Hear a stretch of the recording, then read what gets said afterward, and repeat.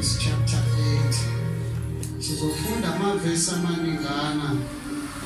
Ngiyacela ngibonula sizeke ikhulume le ndaba ayikhulumayo. Uma sisafunda siphenya bayazi laba bahamba ngamabhanoyi awu ikhohle ukubingelela inkosazana yami legama lenkosi uJesu. Ngibonile ukuthi umugibela la ukhumule icathulo engixolelele bazalwane angikwazi ukukhumula ngoba mina ngifake namasokisi. Ngibone kade sihlala sihamba ngo10 toes la ngegama lenkosi uJesu. Ngiyabingelela noma ngabe usathane esethini lokholwa ngikholela ukuthi ngeke ngihlule uma engingakhona. Cha ngeke bayikume ngisho nawe uba ngikholelwe wena ukuthi ungakhubeki ngami ungaye ezulwini bese ngiyalahlwa ngenxa yokuthi wena awuyanga ezulwini athi uNkulunkulu ngikuyiseleni ngegama lenkosi uJesu. Asiyeni ke bazalwane ngeke ngisahlabelele. Chapter 8 siqale uverse 1. Ufuthi uyajoma Bridget. Uyokala kuverse 9 uyogcina 16 ngegama lenkosi. Siyafunda bazalwane kwabaseRoma chapter 8 verse 1. Isihloko sithi okholwayo usindiswa ekulahlweni ahambe ngokukamoya. Kanjalo akusekho ukulahlwa kwabakuKristu Jesu. Verse 9. Amen. Nimizwile bazalwane. Abazalwane labaphethe amabhayibheli ezisula baphakamisa izandla. Seliphelele iverse alifundele. Asikhulumeni kancane bazalwane ngiyashumayela kodwa asikhulumeni kancane. Seliphelele iverse alifundile na ngokwamabhayibheli. Yes. Okay. Cela ke ukuthi ngifundele la verse 1.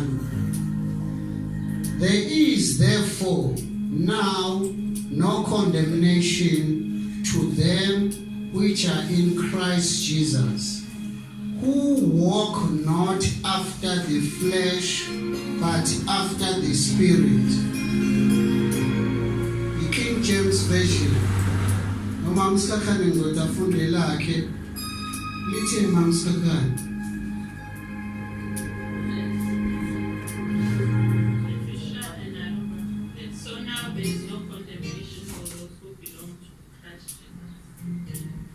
Nilakhe lifishane. Lama mzoli lisho kanjani? Angithi bazalwane njengoba kuyinamhlanje uSunday angithi akuyena uTuesday but uSunday. Ukuze silungele uTuesday fanele siqale Sunday.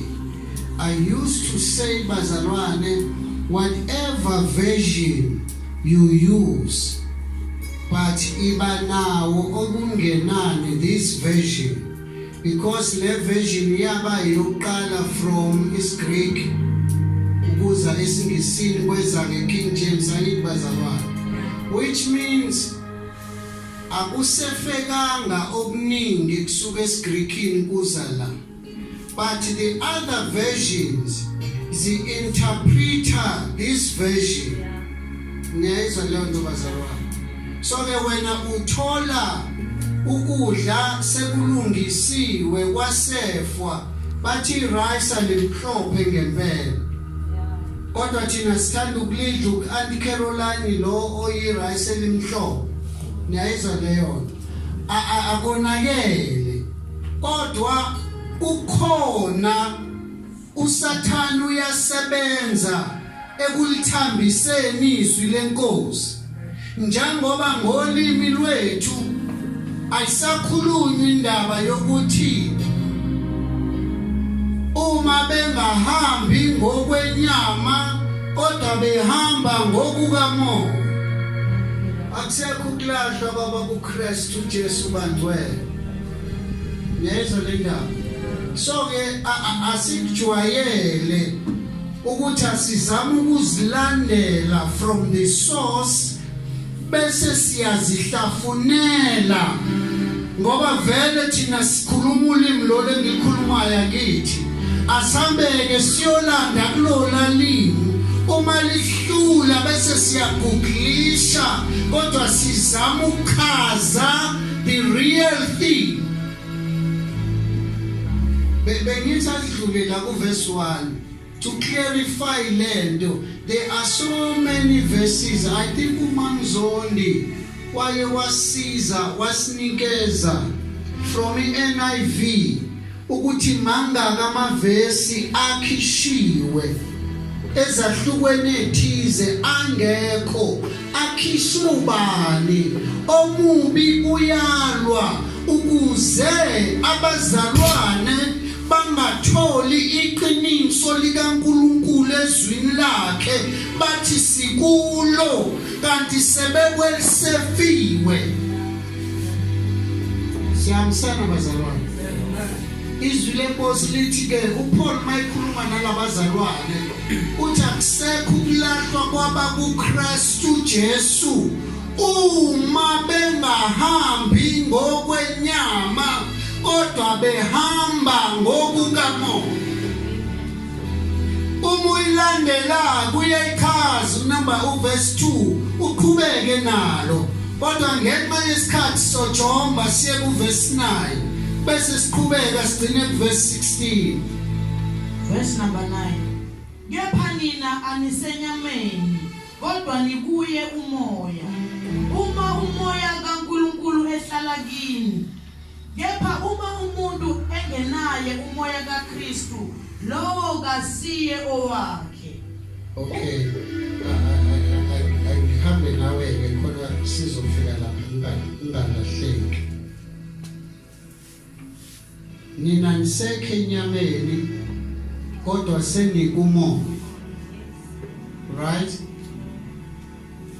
Uma kodwa singawushilo kodwa uma kodwa umoya kaNkulunkulu ehlala kini awwazi ukuthi I'm sorry ukulinganisa ngalabafowethu kodwa isona silinganise nezingane ezisazi.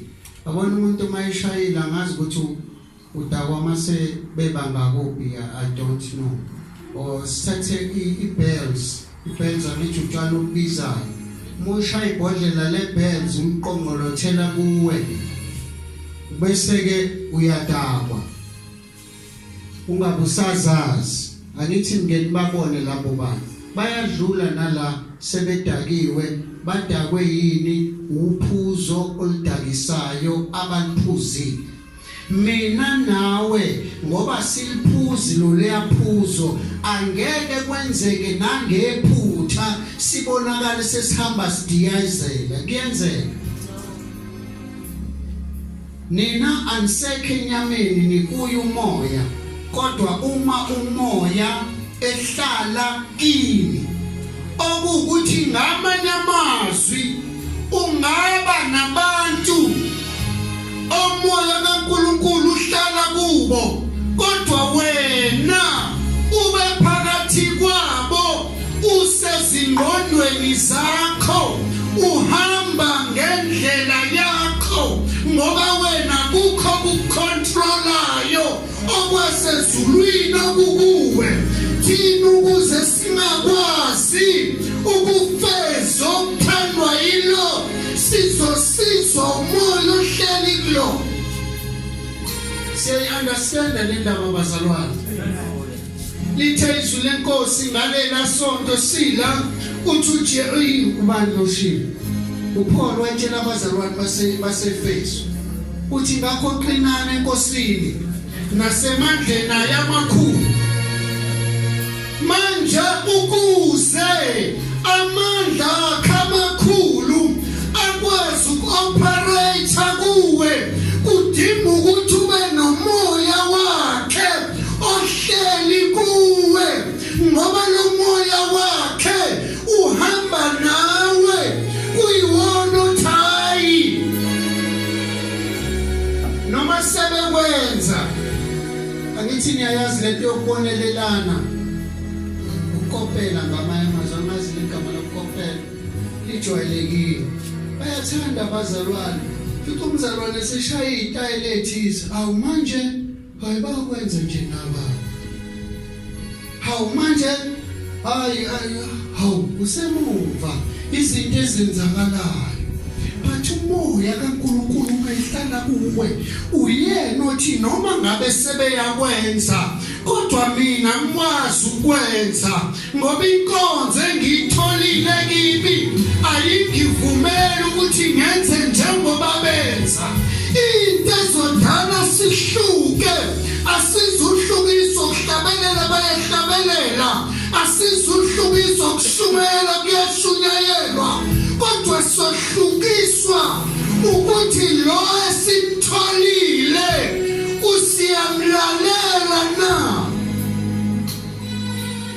iyasuka manje amazi ukuthi ibhuwi ngibani noma 747 noma ngabe ibani kodwa iyasuka iya take over ukuze kwazi ukutake over nawe akuthi kudlu sisuka kuleli side siza kuleli side leli side limnandi ngoba bonke bathuma mhlaba ngalelana wayela ethi khona amabandla la practicewa khona ilimi siyapracticewa manje siyapracticewa kusukutsa so projector sisikhiphe ngeprojector ibandla likwazi ukukhuluma ngelimi efana kubonakala ukuthi hayi lezi ezasigosheni sikhuluma ngelimi efanayo kuyenziwa labantu abenza lezi zinto bazenza bekumoya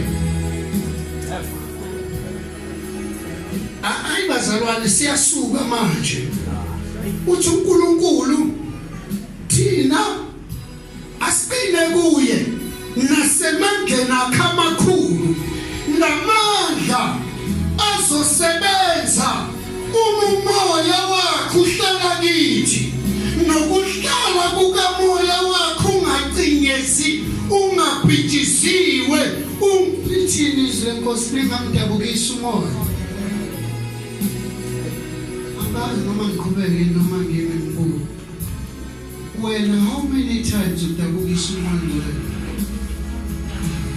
asiyele bazalwane uma ngabe sifuna ukuhamba ngokwazana ngoba siye ezulwini hayi cha ungangifaki kule nkinga yakho lokufuna ukungaya ezulwini ngeke izinto zesikhashana abafana phela bakholwa abesefuna ukubamba ithayela lezi ngenxa yokuthi ubona ugesi uyazi ukuthi lo gesi obonayo after 35 years kuzobe kungasewona ugesi no sibanibani ngeke bakhombe 75 years ago babehamba kubonakala ukuthi awuyadlula madoda intombi yakanyawo 76 years later ibezile ilambo lidimile because whatever we do okwesikhashana inyama ifocus entweni zesikhashana kodwa uma sihamba ngomoya siyasizakala siyahlengwa entweni zesikhashana asitholakali siphathwe entweni zesikhashana lalela uma ethi uJesu baba bathethelele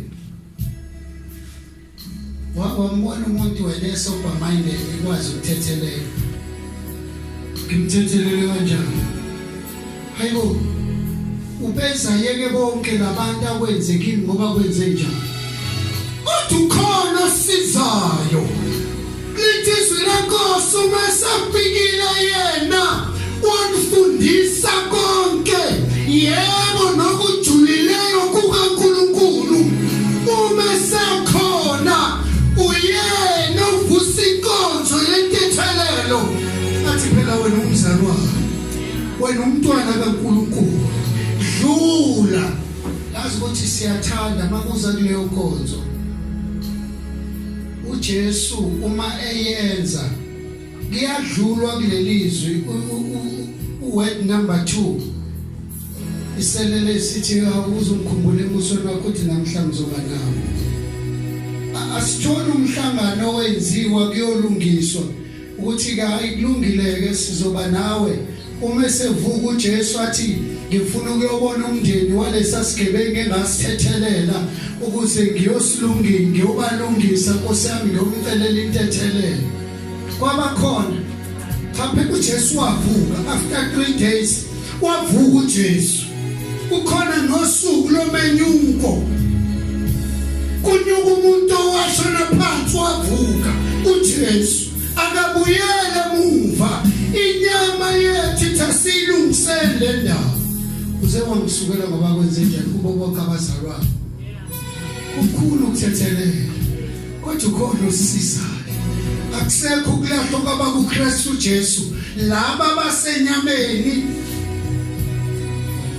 ungane ngazi ukuthi u.5% ukuthi bangambona uNkulunkulu ngoba izinto ezenzakalayo zenzeke enyameni kodwa sizo affect umoya okuleyo nyama inganeke intuba yokuthi baphunyule labo bambone uNkulunkulu ngoba basenyameni kodwa abakumoya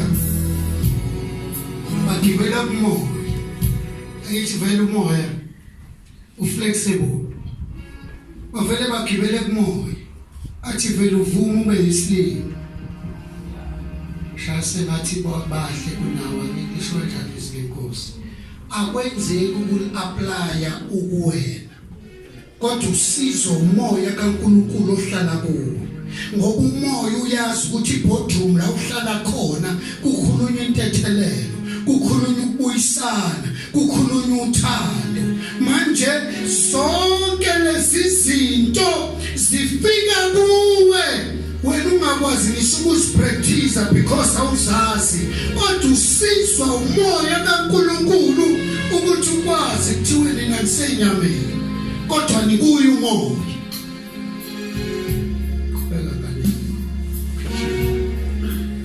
Verse number 10.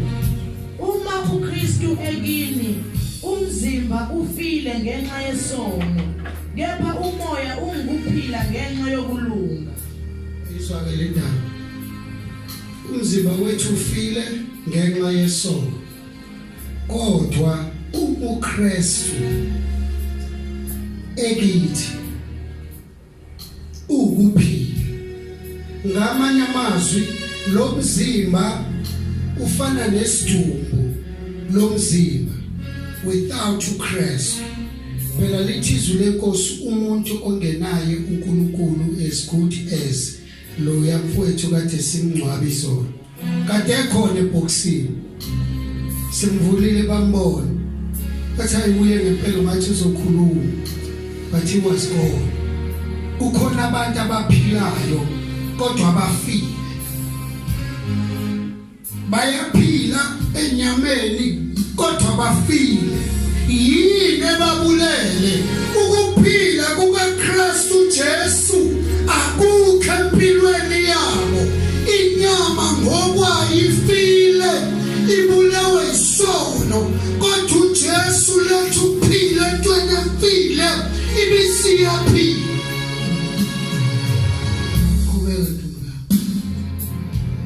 Verse number 11. Uma ke umoya walowo owavusa uJesu kwabafileyo ehlala kini yena owavusa uKristu Jesu kwabafileyo uyaphilisa nemizimba yenu efayo ngaye umoya wakhe ohlala kini.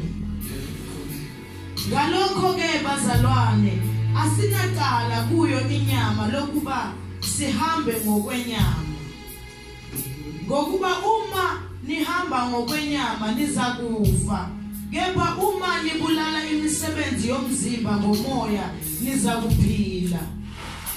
Yes. Ngokuba bonke abaholwa ngumoya kaNkulunkulu labo bangabantwana bakaNkulunkulu. Ngokuba anamukeliswanga umoya wobugcila ukuba nibuye nesabe kepha namukeliswa umoya wobuntwana esimemeza ngaye sithi Aba Baba. yena lowo moya ufakaza kanye nomoya wethu ukuthi singabantwana bakaNkulunkulu. Uma nihamba ngokwenyama nizofa. Lethu kusho njalo verse 13.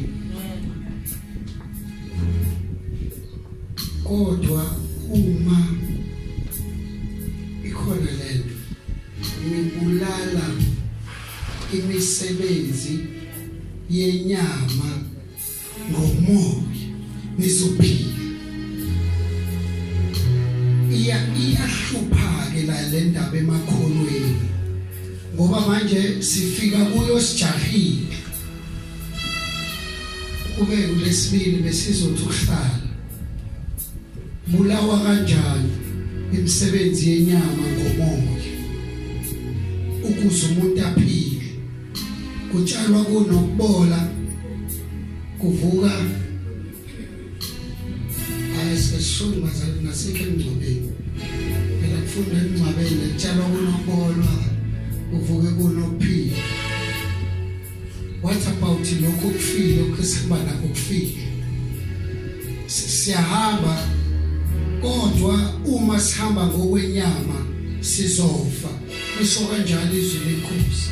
Kodwa sidinga thina ukuthi simeme umoya ongcwele ukuze ngawo sibulale imisebenzi yenyama bese siphila.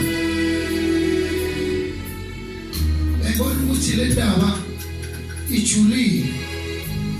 Angeke size siwabona amandla kaNkulunkulu amakhulu. Siwabona ngokwenyama. Bathi sizowa access amandla kaNkulunkulu amakhulu ngokusizwa umuntu owazi uNkulunkulu ohleli kithina. Abazalwane emasontweni mhlambe nakwelapho bahleli babheka izinto zabo zenyama.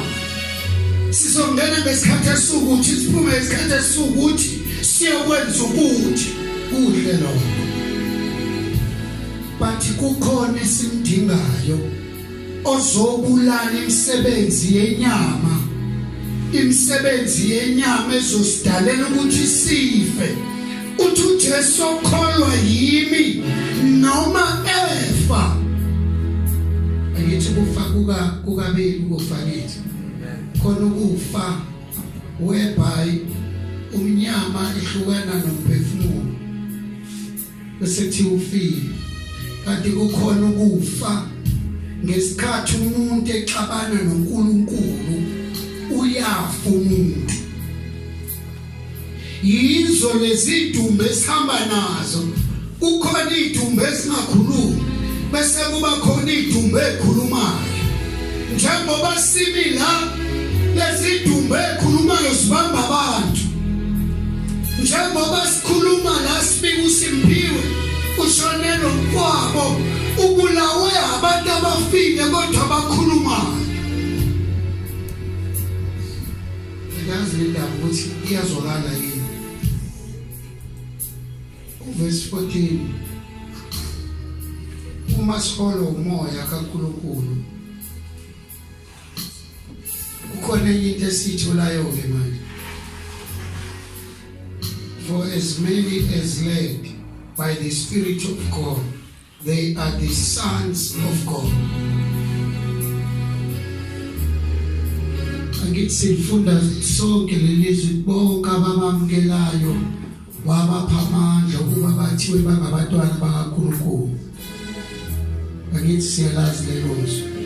Kodwa uyayithola manje uPaul wayevula imfihlo eyenza ukuthi noma uJesu wasivulela ngokumamkela ukuthi sibe yindlalifa kanye naye. Kodwa manje uSathane ujikele ngemva kwendlu wasesidayisela ngamunye. What about this? Ngaleskhathi esedayisela ungathi labafowethu laba bakhona edolobheni mhlambe eThawini abekho bakhona la eThekwini amawasha amahle o izinto ezithize ezinhle zivela lezo zinto no Sathane laba abamamkelayo abaphamandla ukuthi abangabantwana abasethe awufana wami ngiyabona mfethu what about this have you ever seen such akabona umzalwana zothayi nangu nangangidayisela mahala you can you sell for nothing but uSathane uyadayisela for mahala wena thatha lo yonke izobalanje wenzela ukuthi ubuzibulo bakho akuthathe mahala ingakho ke manje uqwashiswa ibandla ukuthi yebo usumtholile kodwa mawuzoyeka umoya wakhe ukuthi ukulawule uzofuya esihogweni ungabonakalanga uminabo khuluma kahle bazalwane eqolisa ukuthi inkulumo kabi izinto kathanda ukuzizwa kodwa kufanele ukuthi uzizwe usuphile ngoba lithizwe lenkosi lo moya sisho ngawo ukuthi abba baba ngamanye amazwi kukhona ukukhuleka ekhuleka umuntu egcwele rice khuleka abese yadlula erayisini maye nomoya abese emoyeni athi uyakhuleka aphimise amagama ongathi mawumlalele uthaka uphinde ushoka mnandi akakwazi because bekungasho yena kodwa bese engage another gear leli gear operator umoya kaNkulunkulu owazi language yokuthinta uNkulunkulu sisho ngawo sithi abba baba. What's the meaning of abba baba? Ilanguage esinikezwe umoya uma sihamba ngomoya le language uMangcwele asinikeza yona ubese mfundisa yedwa umzalwane eyedwa maninga amacula ahlatshelelwana ubaba wami ushele impela baba bayithanda ngabe leculu belelithi noma ngqoka amanikiniki ngiyathi niyalazi lo culo analyze ngendlela eningi ngoba abantu balithatha literal ukuthi mangqoke amanikiniki ikhona ingubo emhlophe qwa bese bethi abazalwane masebekholwa kuzoba yamanikinikana njengokwena uyakholwa umzalwane nengane uBridget ungabusaqonda noma isakwazi noma umama noma ugogo noma inhloboni yento athi ngino Jesu ngiyamuzwa uJesu noma ngqoka amanikiniki ikhona ingubo. There is something wrong with interpretation. Ngoba interpreting to ngokabanga kwakhe akanaye yibo phela laba bajika bazoshawa abazalwane angizona isikhathi sokukhuluma ngezingubo zakhe ezibomvu neziblue nezinjani ugqoke lokho ngoba ukuthi lutho ngoba ukhona umoya ongcwele kuwe okuwuyona okufanele ukuthi ngesikhathi uyesibukweni athi lokho akufanele ugqoke umntwana kaNkulunkulu asho kuwe ingakho ngithi asambeni asiphume kithi siye kumoya ngoba umoya uzosiza siyo access amandla akhe akusuwa ngoba amandla kaNkulunkulu awawiswa umuntu. Nayibona le ndaba bazalwane sekukhona nama terminology abazalwane okubackslide hayi backslide ukuthi ungeke ngabackslide akuye ngalento. There is no backsliding emandleni kaSomandla because amandla so powerful ukuthi you cannot reverse uma ngabe sawuhamba umi take over ipanoi umalekela athi liya backslide ufa banda ngithi ngikhumbula leli sando kusuka ngithe sando kusuka kwabonakala alithi ya backslide bangakanana abazalwane abahamba kuthiwa uyahamba uyagijima esethi ubackslide usuke wakhohlwa wa-engager igiya lenyama.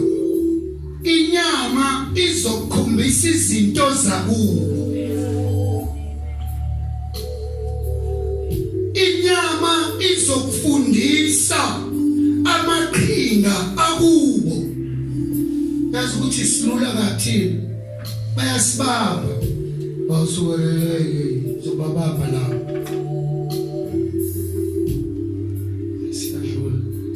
Sathi simile siyinsizwa sofakaza simile ngisho thina sasima kuMewulayini kodwa abasha kuMewulayini sizofakaza kwangena insizwa naye ingena la igqokela ama All Stars wayo akunankinga nama All Stars bakulalele uma isimile la lensizwa ithe kushaya kancane kodwa ngenxa yokuthi iyabazi labazalwane iyalazi leli bandla ukuthi lithuna kwapi ukuze livume amen omkhulu. I-All Star yabuya la kwaqula ingoma zayibaphisa kwasi sakhuluma ngelimi izakwazi thina salimala ngoba lo muntu utshwala phuzile siyabuzwa uma thina sesiyahlabelela siyafakaza ameni mncane ngoba sinabo jamluthe sobasho. Lalela qaphela uyabona ukuthi khambe uthi saba naye ku-engageke igiye lirongi elakwa left elokuhamba ngenyama. Ubona ungasakwazi ukuhlukanisa it's because usuhamba wedwa. Ithike mina uNkulunkulu ufuna ukusibonisa izinto zakhe ezinkulu. Ngesikhathi imbonile umama lapha ngwethu ngithi sandla sakhe sakwa right usibonile ukuthi sinjani. I did not know ngaleso sikhathi ukuthi uNkulunkulu ubekeni empilweni yami. Bathi ngokulalela umoya ngcwele kimi ngahamba ngaye ngwavuma esesibhedlela ngwavuma ngawumkhulekela khona. Ngabuya ngakhuleka indlela yonke sekushiwo ukuthi uzonqanyulwa la. Wayizonqanyulwa la. Bahlola odokotela babona kwathi upoison uhambe wathi wabakusho bathi uzonqanyulwa. Now I'm praying from ngwavuma ngizofika la ngithi inkosi angenzeki. Ake kwenzeke okuthandwa wena. I remember ukuthi we had a call sasise pavilion nakomakhamzi yabo amakhamzi la bekhoneni. Angeni bamakhamzi. Bayodlula bakhona.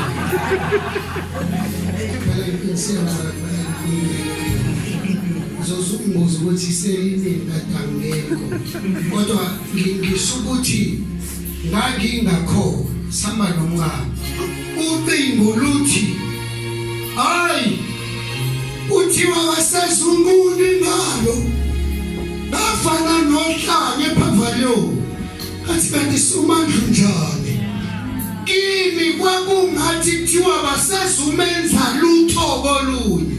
I understood very well ukuthi ingala isunqunywa kodwa bazokhipha umuntu esandleni. But to me ngabona ukunqoba kwezulu ngoba yonke into yayi black and white ngathi inkosi ngeke kwenzeke kulo. I did not know. But umoya ongcwele ngalalela umoya ongcwele wayeziveza till I understand ukuthi onkosi ubekelo ukhukade ngisizwe umoya ongcwele. Kukhona izimpo zozinqoba zinganqotshwanga uwe kodwa uzumotshela umoya ingcwele. Kukhona izinto ezizogcwaliseka empilweni yakho zingagcwalisekanga ngokuqonda kwakho kodwa ngenxa yokulalela umoya ingcwele kuwe. So ke soba yini without him? Sizame Nkosi yami no Thursday. Sizama ukuthi giyapha sustain lamandla uyawudoja nalo Thursday. Let's alone ukuthi ke awubusazinikeza ke extra hours. Khona abadlali abadumile mawubalalela kahle bathi basibaba gym o 4 hours, abanye normally kuthiwa gym 2 hours, athathe 2 extra hours practice ukushoot. David Beckham ifukhumbula omunye wabo uyena waqala ukukora ama free kick ayengenzeki. That technique yayibiza ukuthi bathi behamba abanye abadlali asale yena ipractice lento. Nawe ukuze lento kuyisebenze akuyiteste wena with your own test.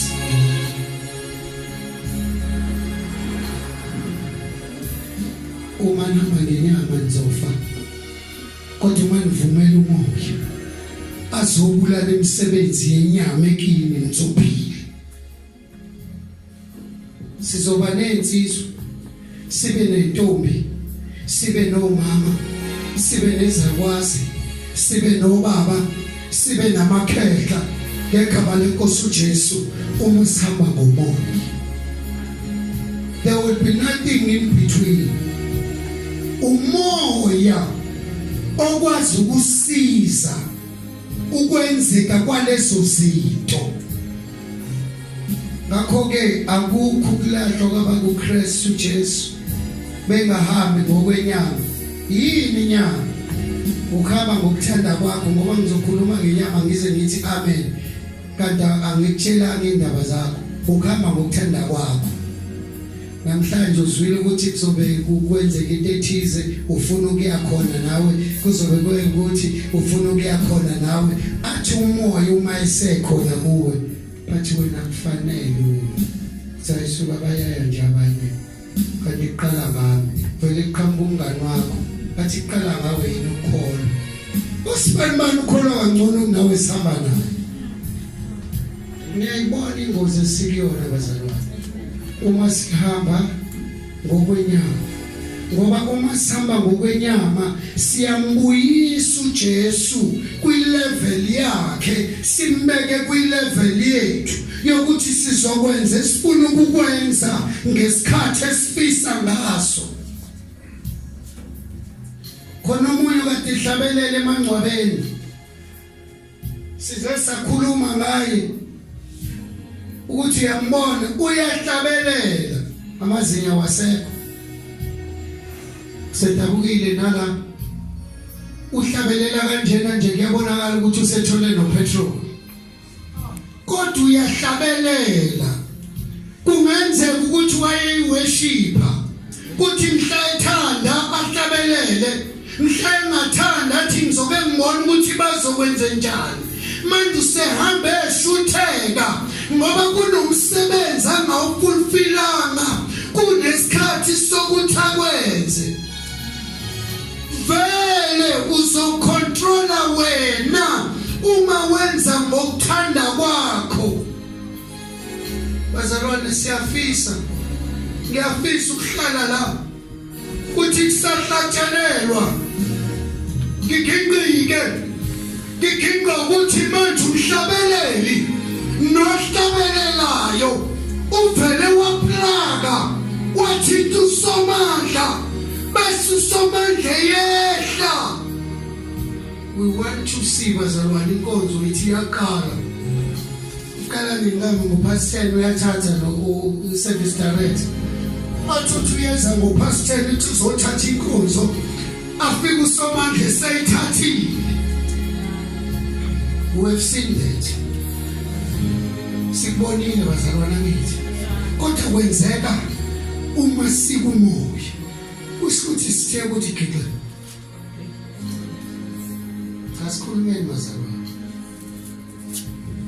izinto zethu sikhona usomandla uyazenza usomandla lento engikhuluma ngayo I'm not talking about a fountain lane I'm talking about uNkulunkulu enza izinto la angithi bazalwane then what happened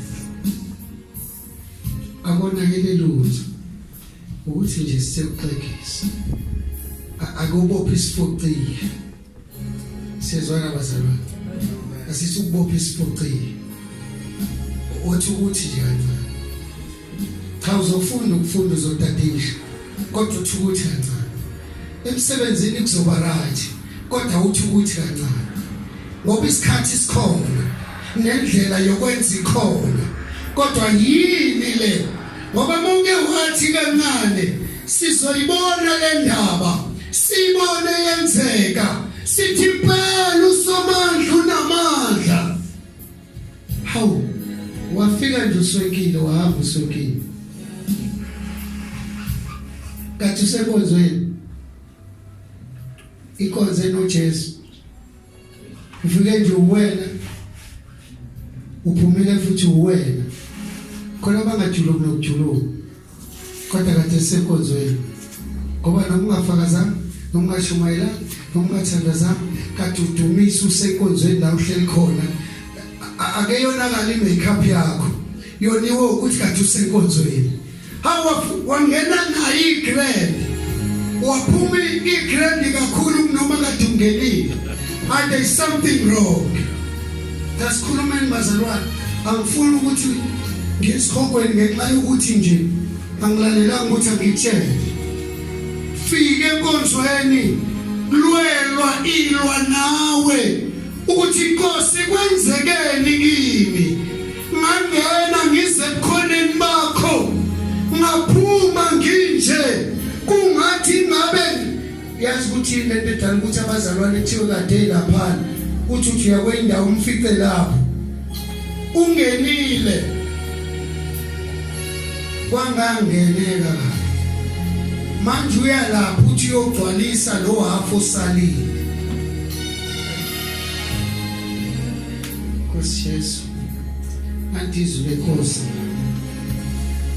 akukho kulahlwa kwaba kuKristu Jesu kodwa uma bengahambi ngenyama behamba ngokukamoya uma nihamba ngokwenyama nizofa kodwa uma ngabe nihamba ngokukamoya nizophila usuthi ngamanye amazwi susa lento usathane aye enze sengathi ukuba kumoya ukwenza ngathi udomla ethi niyazi le nto bazalwane akuzobonakala ukuthi ngifundile ufundile wena sifundile sibaningi la sifundile sonke bathi uNkulunkulu uyafika afika shintsha because alo apha baba ushintsha somandla vuma ukushintsha uthi uPaul bazalwane ingqondo yenu iguqulwe umuya ngala ngeNglish ithi ingqondo yenu itransformwe yenziwe ibentsha ukuzikwazi ukuhlolisiswa kwintando kaNkulunkulu uNkulunkulu ufuna sikumoya ufuna sihambe ngokukamoya ngoba masihamba ngokukamoya yila sizobona amandla akhe sesiyedlweni na uNkulunkulu bengakusize nini mhlawumbe bekufanele ngikhuleke nawe ekugcineni aya ngikhuleki ngokuthi uyile ngithi siyezwa bazalwane sikhuluma ngabantu la kuPaul akhuluma ngaba abazalwane ababekhona kodwa manje inkinga ukuthi manje bathe ukuthi kile batheni bakhona bona bangaphakathi kodwa kuthekile kukhona le ndawo engafinyeleleki kungani ingafinyeleleki kukhona olojiwe baba for the fact ukuthi Ngiyabathanda labo mama amantombazane nababone mayisivathile ade khona lapha izolo segqoke ilokhuthaza bezimhlophe athi ngiyezwa bazalwane ngiyezwa ngikhe endaweni yami ngithabathi ngihlabelela athi ake nibambe nami ngifike endaweni uyazi ukuthi khona la ngingafinyeleleki khona njengoba ezi ukuthi akufinyeleleki kusikuthi wake wafinyelela.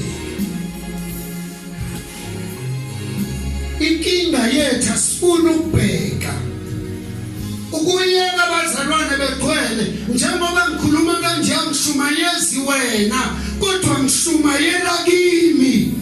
Nkosi ngisize somandla ngihambe njengoba izwi lakho lisho ukuze ngwazi ukubona izimangaliso zakho.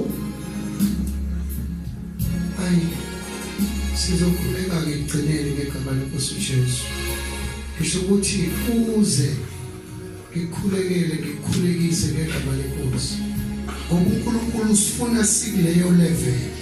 Angifuni ukuthi uNkulunkulu uzodusha thaba. Akuyeke nje. Ukuyeka usushumayelile, akuyeka ufakazile, akuyeka udumisile, akuyeka sewuthandaze kakhulu. Kwazi ukuthi awusibani siyozwa ukuthi ukhona uyathandaza. Akuyeke uNkulunkulu wamyeke uAbraham. Ngacabanga ukuthi ngisho ngabantu abawili abayekayo. Wamyeke uAbraham wathi phuma ezweni lakini ehlotsheni zakho.